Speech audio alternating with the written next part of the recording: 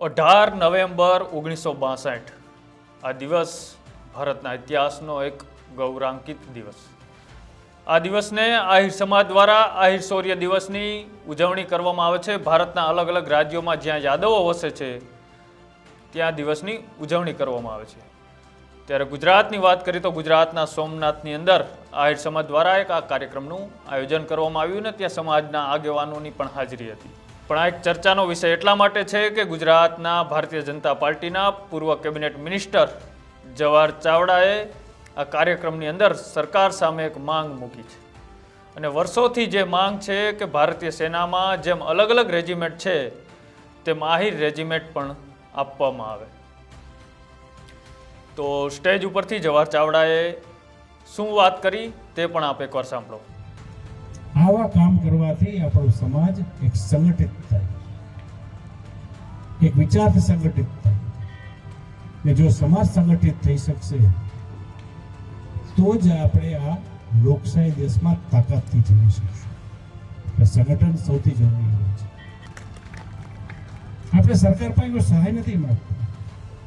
5-25 હજાર રૂપિયા ઉછીના જોઈએ, સહાય આપો, લોન જોઈએ, એવી કોઈ વાત નથી.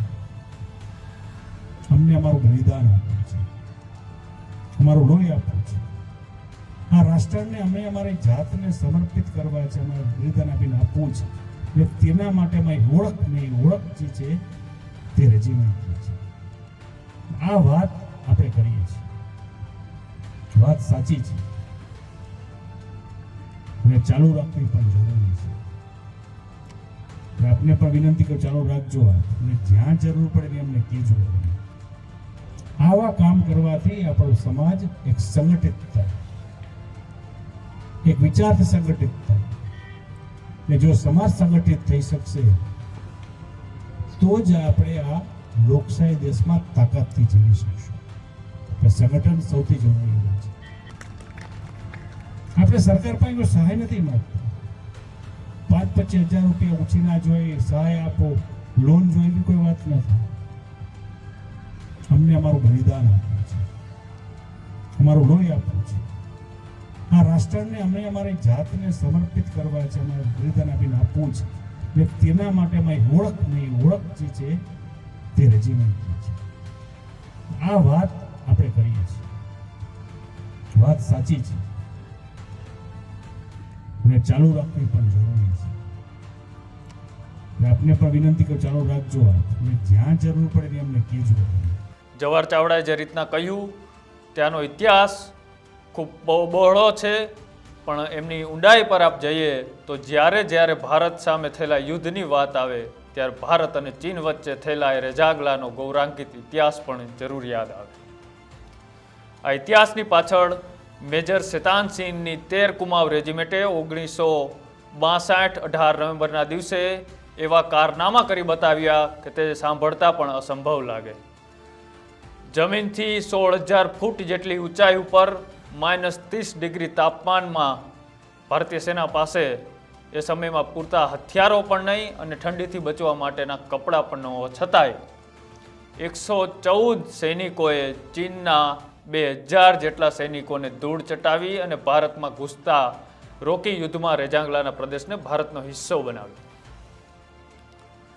114 જણા દેશ માટે શહીદ થયા તે તમામ યાદવો જાતિના હતા. ત્યારથી એ જગ્યાનો નો મેન લેન્ડ જાહેર કરવામાં આવી અને ત્યાં જે શહીદ થઈ ગયેલા શહીદ વીરોની પ્રતિમા લગાવી અને તે જગ્યાનું નામ એટલે કે આહિરધામ આપવામાં આવ્યું. ત્યારથી ભારતનો ગૌરવાન્વિત ઇતિહાસની પાછળ આહિર શૌર્ય દિવસની ઉજવણી ભારતના લગભગ અલગ અલગ રાજ્યોમાં જ્યાં યાદવો વસે છે ત્યાં દર વર્ષે આ શહીદોની યાદની અંદર આ દિવસની ઉજવણી કરવામાં આવે છે. અને આ ઉજવણીના દિવસે આહિર સમાજ દ્વારા હર વખતની જેમ એક માંગ છે તે ભારતીય સેનામાં જેમ અલગ અલગ રેજિમેન્ટ છે, જેમ કે શીખ રેજિમેન્ટ, ગુરખા રેજિમેન્ટ, એ રીતે એક આહિર રેજિમેન્ટની પણ માંગ લઈને દિલ્હી હોય કે હરિયાણા હોય જેવા વિસ્તારોની અંદર અનેકો વખત વિરોધો થયા છે. અને આ મુદ્દો દેશની પાર્લામેન્ટની અંદર પણ અનેક નેતાઓએ આ રેજિમેન્ટનો મુદ્દો પણ મૂક્યો છે. તેવામાં હવે ગુજરાત ભારતીય જનતા પાર્ટીના પૂર્વ કેબિનેટ મિનિસ્ટર જવાહર ચાવડાએ પણ સરકાર સામે આ માંગ મૂકી છે. આ રાષ્ટ્રને અમે અમારી જાત સમર્પિત કરવા માગીએ છીએ. આ માટે અમે અમારી ઓળખ માગીએ છીએ અને ઓળખ એટલે આહિર રેજિમેન્ટ. આહિર રેજિમેન્ટની માંગ ફરી બુલંદ બની છે. હજુ સરકારે તેના પર કોઈ વિચારણા કરી નથી. ઘણા વર્ષો થયા આ માંગને લઈને આહિર સમાજ સરકાર સામે જતું હોય છે. તમારું શું માનવું છે આહિર રેજિમેન્ટને લઈને તે અમારી કોમેન્ટ બોક્સની અંદર આપ અચૂક જણાવજો. અને આવી જ અવનવી સ્ટોરી જોવા માટે અમારી યુટ્યુબ ચેનલ ન્યૂઝ રૂમને લાઇક કરો, શેર કરો અને સબસ્ક્રાઇબ કરો. નમસ્કાર.